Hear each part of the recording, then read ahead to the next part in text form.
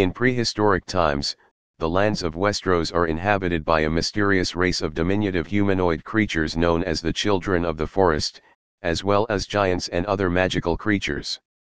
Around 12,000 years ago, the first men, a human ethnic group from Essos, invades Westeros by crossing the Arm of Dorne, bearing weapons of bronze.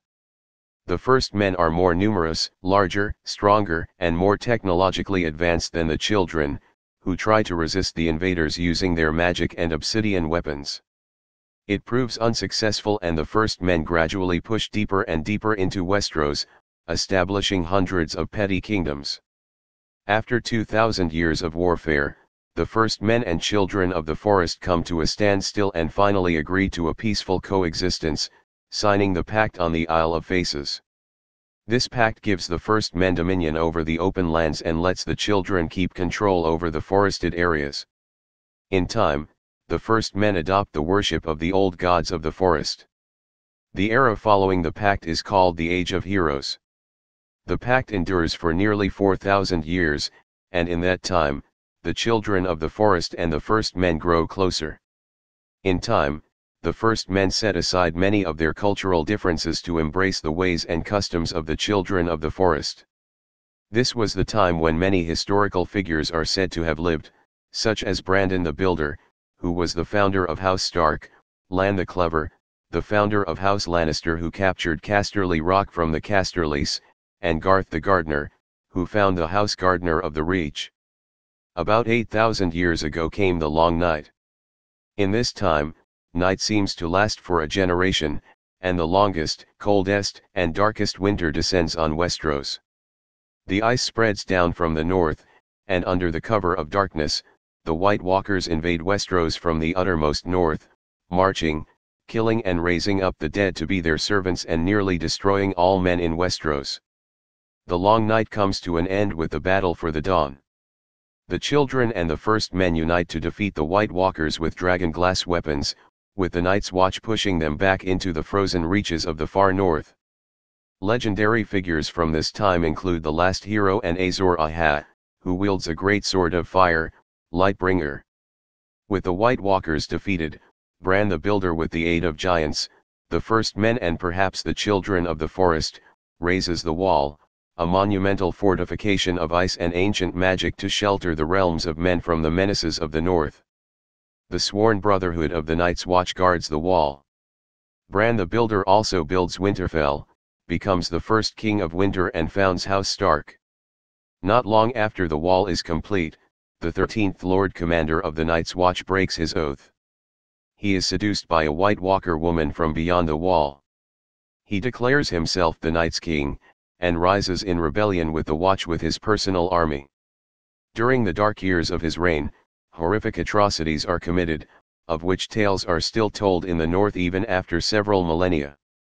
The Starks of Winterfell and the king beyond the Wall, Jorah Mormont, join forces to defeat the Night's King and thus restore honor to the Watch.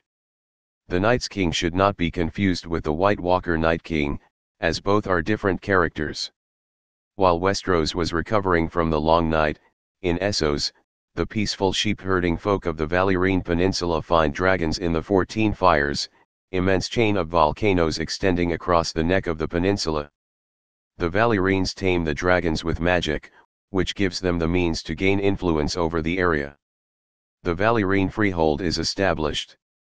In its capital, Valyria, magic flourishes, topless towers rise toward the heavens where dragons soar, stone sphinxes gaze down through eyes of garnet, and smiths forge swords of legendary strength and sharpness.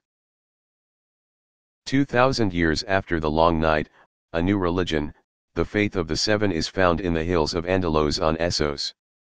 Supposedly, 7 deities appear to Huger of the Hill, inspiring the Andals for their invasion of Westeros. 4,000 years ago, the Andals cross the narrow sea and make landfall on its eastern shore at the Fingers in the Vale. They come under the banner of the Faith of the Seven, with 7 pointed stars carved into their chests, wielding weapons of steel.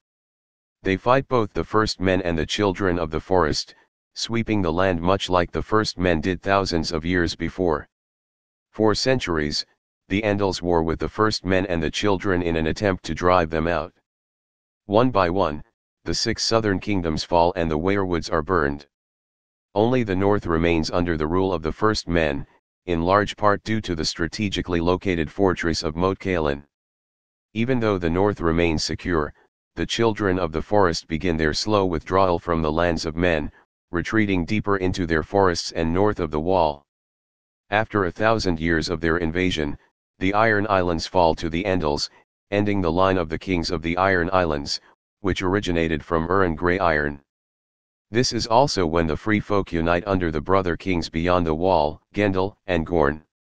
They manage to evade the Night's Watch and bypass the wall in great numbers using a network of tunnels that extend under the wall. However, they are met by the Stark King on the other side and are eventually thrown back. Meanwhile in Essos, Valyrian Freehold expands its territories by defeating the Old Empire of Guise. Old Guise is utterly destroyed after 5 wars. After the destruction of Old Guise, a series of wars between the Valyrian Freehold and Rhoynar takes place, starting around 950 BC with the First Turtle War, which lasts for some 250 years and ends with the Second Spice War. Following the defeat of the Second Spice War, Nymeria, a Rhoynish warrior queen, evacuates the survivors on 10,000 ships across the narrow sea, seeking refuge in Dorne. There, Nymeria forms a marriage alliance with Lord Mors Martell and together they finally organize the land into one kingdom, establishing House Martell as the ruling house of Dorne.